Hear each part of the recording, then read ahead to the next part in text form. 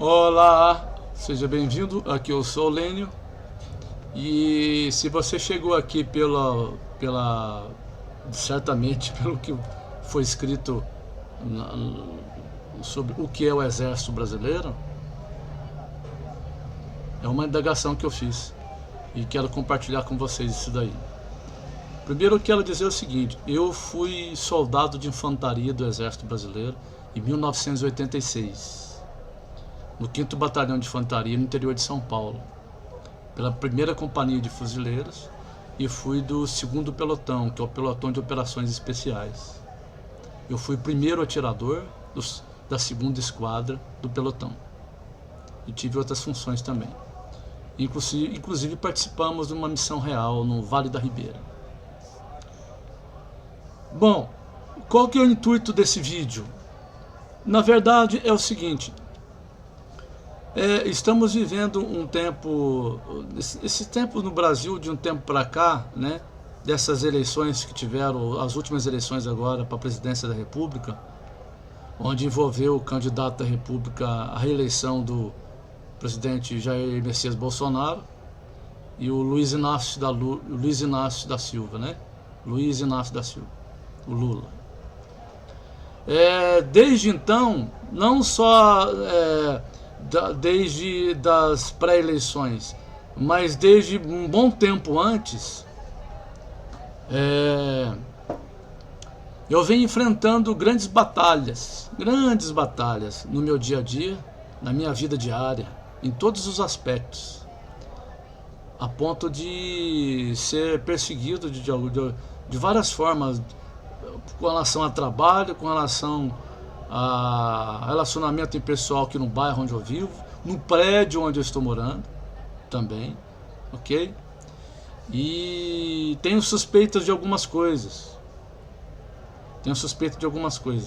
Tive na Polícia Civil com um relatório de 146 páginas para apresentar para a polícia, mas ao chegar na polícia, aconteceu um evento na polícia, da forma como eles me trataram ali na recepção, na Polícia Civil, que eu fiquei com a pulga atrás da orelha. E eu decidi não retornar para fazer o boletim de ocorrência, para poder ficar onde eu estou mesmo. Aguardar. Ou seja, assim, aguardar em Deus, esperar em Deus. Porque a solução vem de Deus. Eu não confio em homem nenhum. Eu não confio em homens. Eu não dependo de homem nenhum para viver. Se eu morrer daqui a uma semana, para mim é lucro. Se eu morrer amanhã pela manhã, para mim é lucro. Mas assim, o que tem a ver isso tudo, né? Com o exército? Na verdade, gente, tem se feito ao meu redor, nas minhas circunvizinhanças aqui, como disse, no meu dia a dia, já há muito tempo, alguns anos,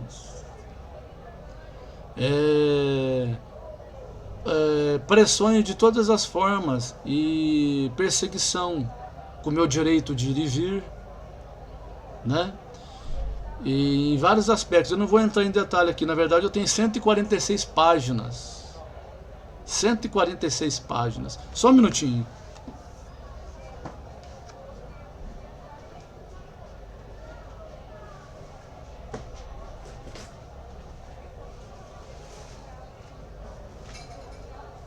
Eu tenho exatamente feito um relatório dos últimos acontecimentos em algumas empresas que eu inclusive fui trabalhar, que na verdade são empresas também que estão vinculadas com isso. Isso aqui, ó, relatório aqui, ele tem, na verdade, se fosse fazer um boletim de ocorrência aqui com esse material, na verdade são... Deixa eu me ver aqui, só um momento. Não, eu exagerei, viu?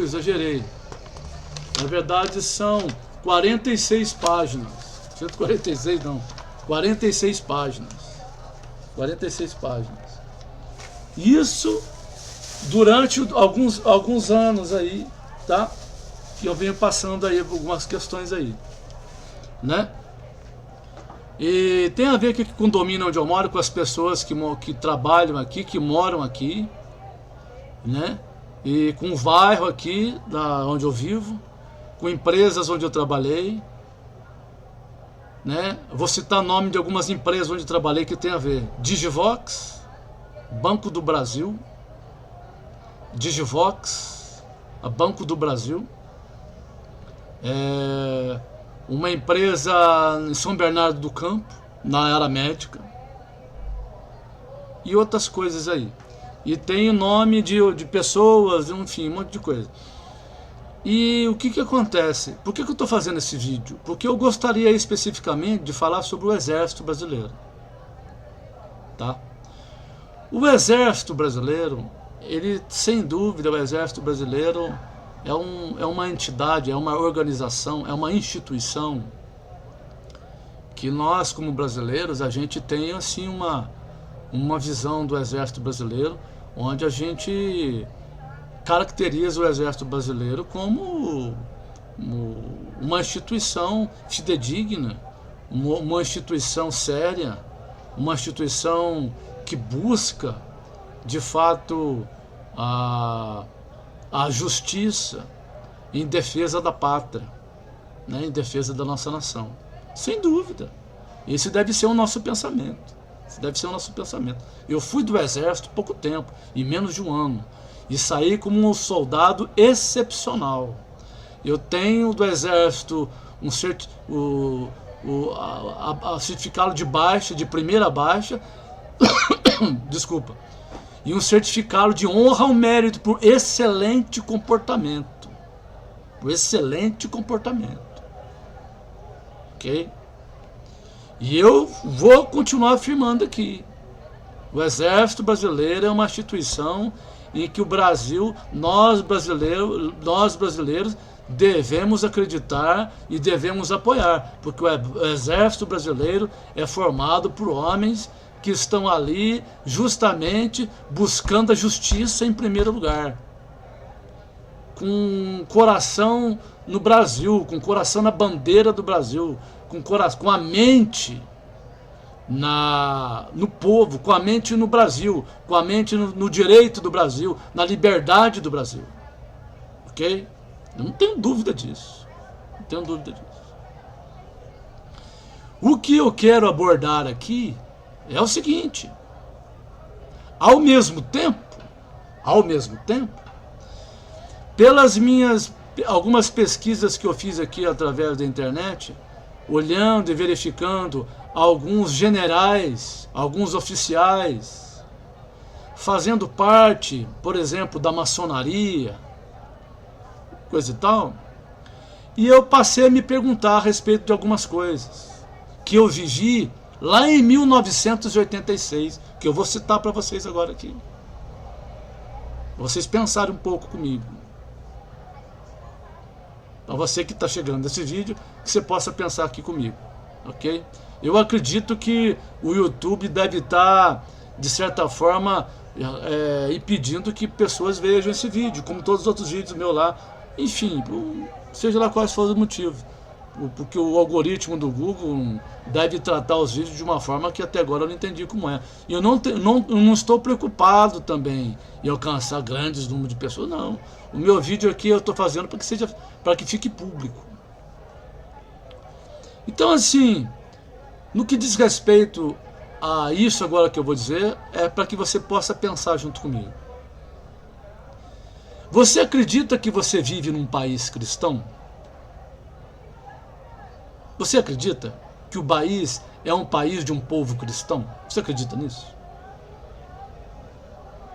Você considera a Igreja Católica Romana como uma igreja cristã?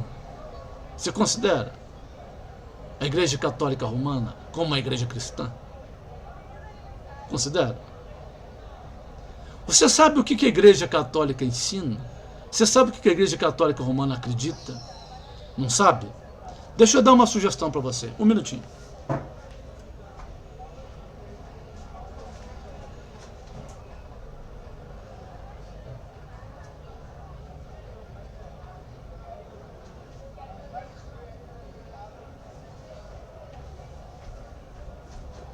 Eu não edito vídeo, tá? Esses vídeos eu não edito, então você tem que ter um pouco de paciência.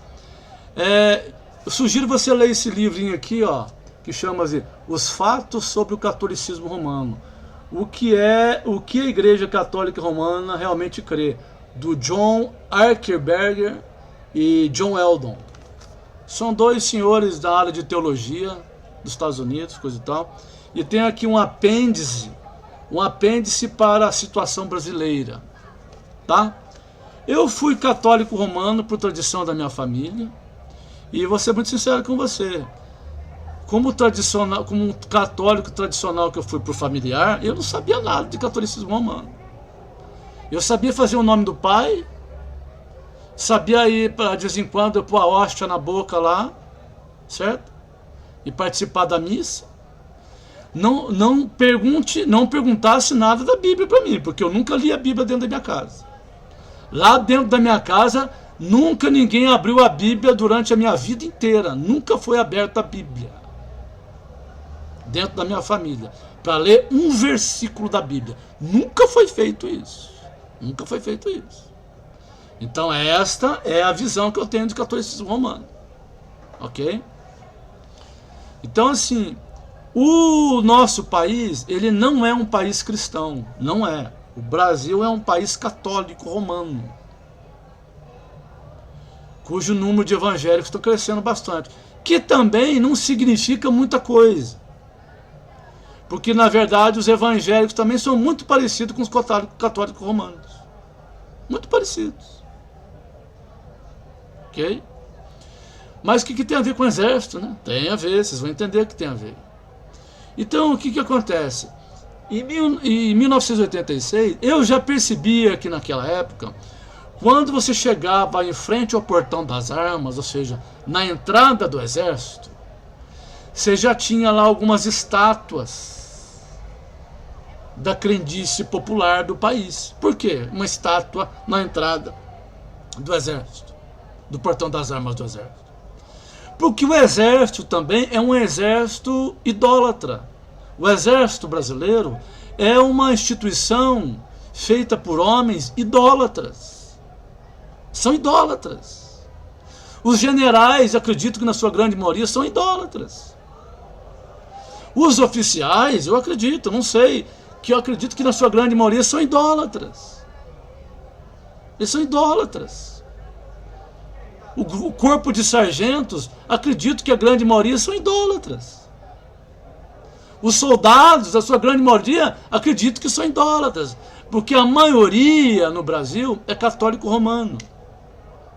E são idólatras. Por isso que quando você chega na frente, por exemplo, quando você chega lá no portão das armas, no 5º Batalhão de Infantaria em Lorena, você tem estátuas lá do candomblé, a estátua lá do catolicismo romano. Por quê? Porque o exército brasileiro é um exército idólatra. É um exército idólatra. E por ser um exército idólatra, por si só, já é um exército fraco. É um exército fraco, muito fraco, porque é um exército idólatra. Entendeu? O ponto onde eu estou abordando. Entendeu? Então, o que acontece? Por ser uma cultura idólatra como o Brasil, e consequentemente um exército idólatra, certo? Que cultua a demônios, que adora demônios. Ou você acha que essa Maria que criaram aqui no Brasil, essa estátua dessa Maria que eles falam que é a Maria, mãe de Jesus, é a Maria, mãe de Jesus, é a Maria da Bíblia? Não tem nada a ver. Então nós somos uma cultura idólatra, é um povo idólatra, um exército idólatra, um exército fraco e, portanto, um exército imoral. É um exército imoral, porque é um exército idólatra. E quando digo moral, imoral, não necessariamente estou me reportando o moral como você considera como moral. Ou seja, uma pessoa de ética, uma pessoa que busca o que é certo, que busca a retidão. o moral que eu estou abordando, ele ultrapassa esse conceito. O conceito de moral que eu estou abordando ultrapassa esse conceito. Porque à luz das Escrituras, aquele que é idólatra é um imoral e é pior que imoral, ele é cego. Aquele que é idólatra, ele é cego. Cego. Ok? Portanto, o exército brasileiro, ele é, além de tudo aquilo que eu falei, e que acredito ser um defensor dos ideais que o país acredita, mas os ideais que o país acredita são ideais de um povo idólatra. É um povo idólatra. Entende? O Brasil é uma população idólatra, é uma cultura idólatra, é um povo idólatra. Certamente um exército completamente idólatra. Completamente idólatra. Portanto, em 1986, eu entrei para o exército, para poder servir o exército normalmente. E já no começo, foi feita uma pré-seleção, depois que você entrou, ok? Perdão.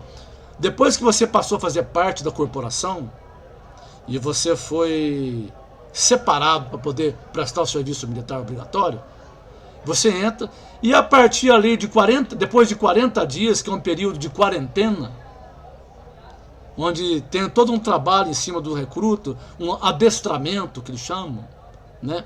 Um adestramento. É como você faz um adestramento com um cachorro, é a mesma coisa, mesma coisa. Como é que você faz um adestramento com um cão? Você vai adestrá-lo usando de algumas técnicas para que ele possa responder uma conduta e andar diante de uma conduta do jeito que você quer que ele ande.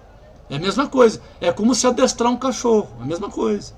Então, um período de quarentena, você vai passar por um tipo de adestramento militar. Normal. E desses 40 dias, chamaram de quarentena.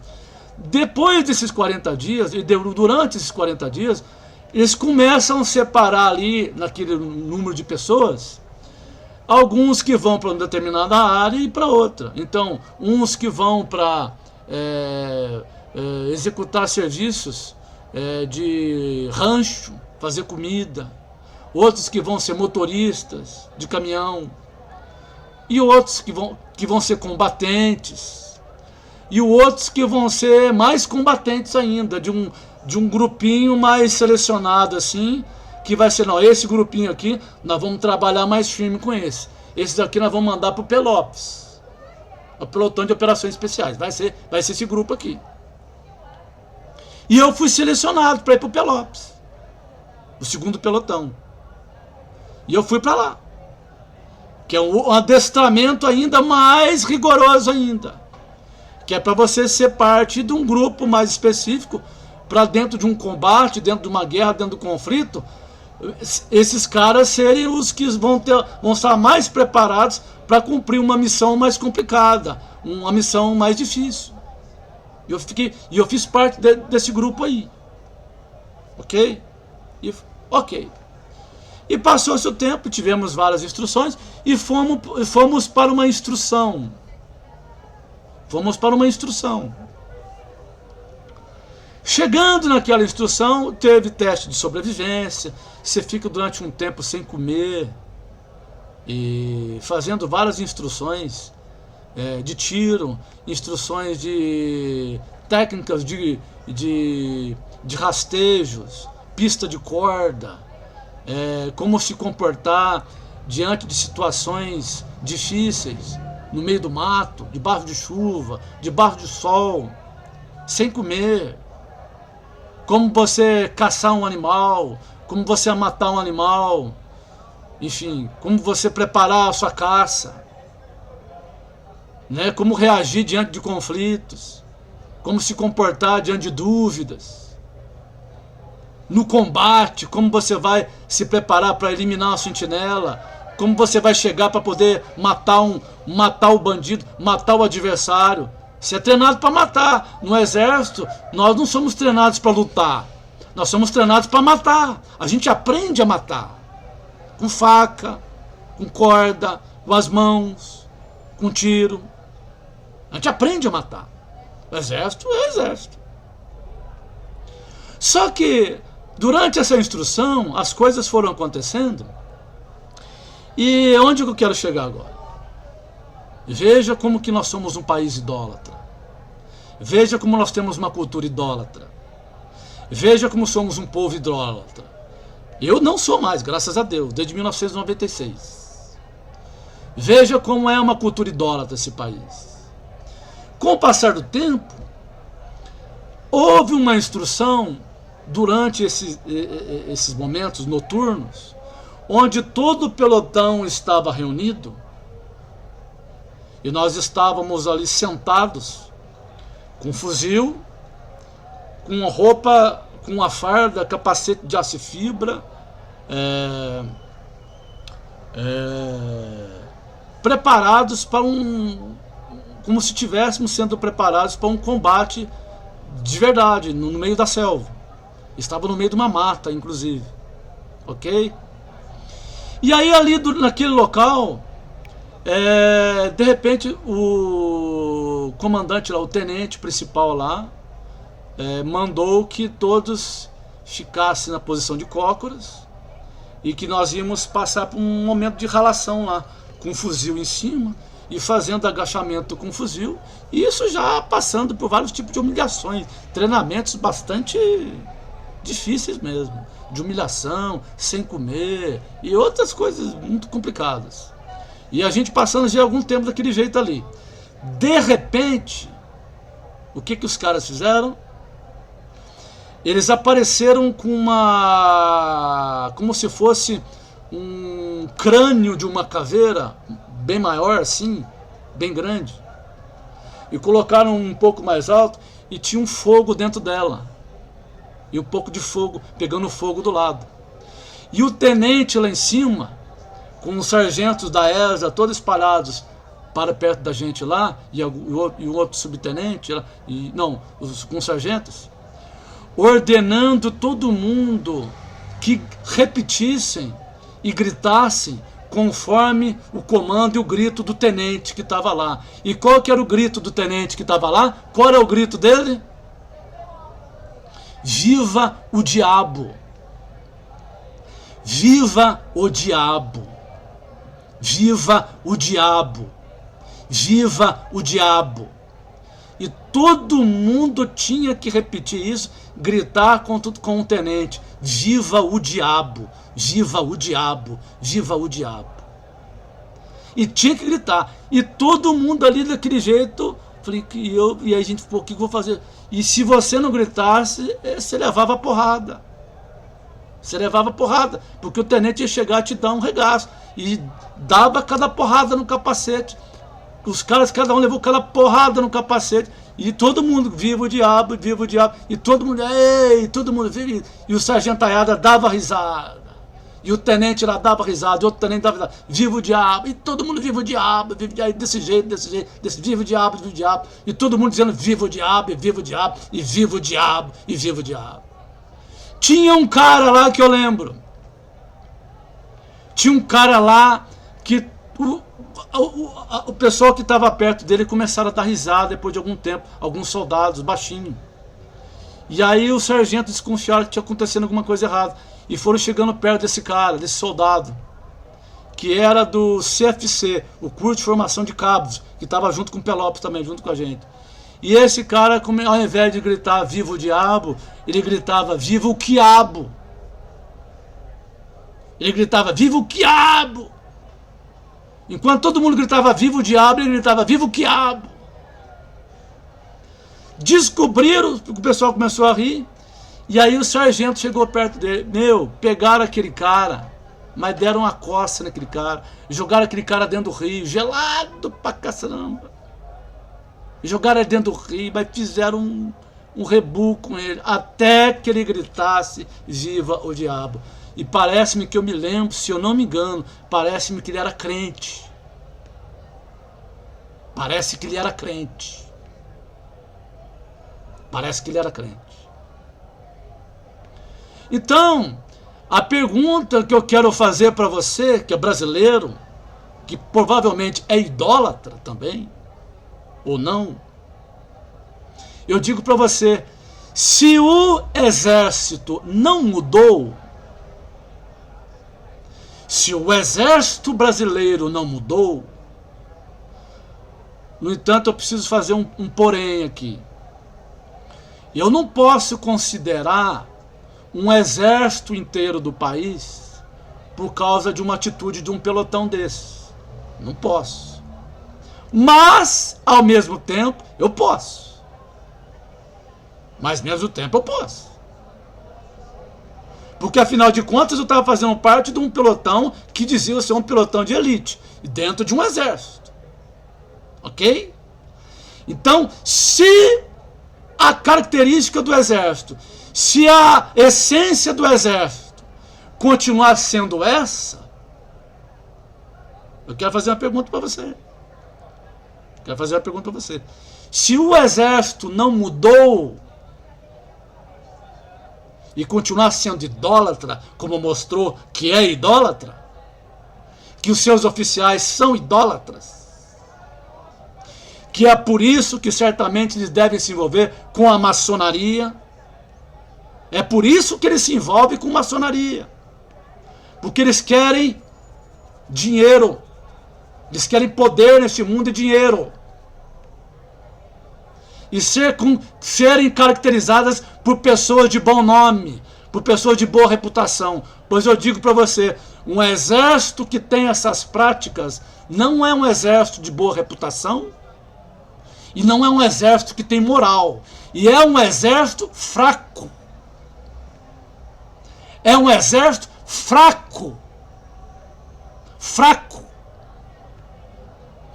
Para um soldado que é soldado de um exército mesmo, que não utilizam dessas práticas idólatras, se um exército mesmo, se um soldado mesmo, que faz parte de um exército, que não, de um exército verdadeiro, de um exército forte, que não tem a prática, essas práticas idólatras, eu vou dizer para você, um soldado de um exército, se souber que um exército brasileiro é assim, sabe o que vai pensar do exército brasileiro? Esses caras são uns frangotes. Esses caras são uns frangotes. É um exército de marica. É um exército de marica. Exército de marica. Exército de marica. Exército de marica! E eu não tenho medo de marica! Não tenho medo de marica! Não tenho medo de marica! Quem serve ao Satanás é marica! E eu não tenho medo de marica! Não tenho medo de marica! Só um minutinho. Só um minutinho.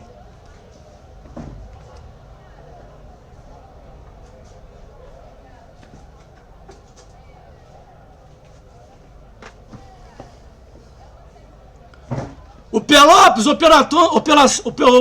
Pelopes tem a fama de usar uma faca na caveira. O Pelopes tem a fama de usar uma faca na caveira, querendo dizer que é de gente desbravadora e de gente valente. Mas eu vou dizer uma coisa para vocês. Se eles não mudaram, se a essência do exército é essa, é um grupo de marica. Grupo de marica. E eu sou faca na caveira 2 vezes. Sou faca na caveira 2 vezes. Sou faca na caveira quando eu fui lá no tempo de exército, naquele grupo de maricas. Mas agora eu sou faca na caveira de Cristo. E eu estou esperando. Eu estou esperando. Se um vagabundo desgraçado, idólatra, continuar sendo isso, se eles continuam sendo isso, eu estou esperando aqui o faca na caveira. Eu estou esperando aqui o faca na caveira. Estou esperando aqui. Eu estou esperando a marica da faca na caveira. Tá ok? Eu sou um soldado de Cristo. Eu sou lavado pelo sangue do Cordeiro de Deus. Ok? Então, generais do exército, oficiais do exército, sargentos e suboficiais, se vocês não mudaram, vocês são uma tropa de marica. Uma tropa de maricas. Se vocês não mudaram, vocês são uma tropa de marica. Ok? É isso aí que eu tenho a dizer para vocês. Então, se vocês são brasileiros idólatras, tá na hora de vocês verificarem em o que vocês acreditam. Ok? Fiquem na paz de Cristo. Maricas. Se não mudaram, continuam sendo maricas.